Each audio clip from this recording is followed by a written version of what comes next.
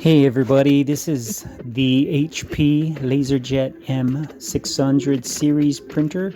It's the LaserJet monochrome M600, 601, 602, 603, 604, 605, and the M606 fuser drive gear plate assembly replacement. And so the symptoms of this gear plate assembly going bad would be a loud grinding noise, just like a loud knocking noise where the machine actually kind of vibrates, and or jamming right at the fuser assembly with the part that heats up the machine.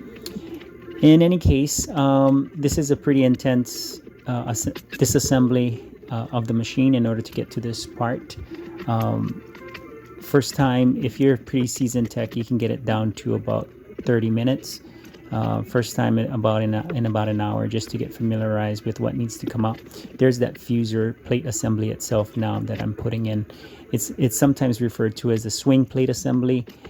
Swing plate because it used to swing in the older machines, the 4250s, 4350s, and I think the P4015s as well. There was a spring on it that one part of the gear swung towards the fuser assembly. This part right here is the upper guide plate assembly, and this is different from the older models. It takes a little bit more time to disassemble and reassemble the machine.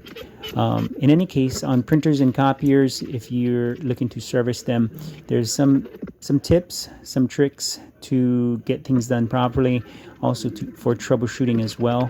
If you want a slower version of this repair and this disassembly, you can click on the link below, and you can get more of a detailed description of this repair itself, and also some tips and tricks and some service hacks on repairing copiers and printers.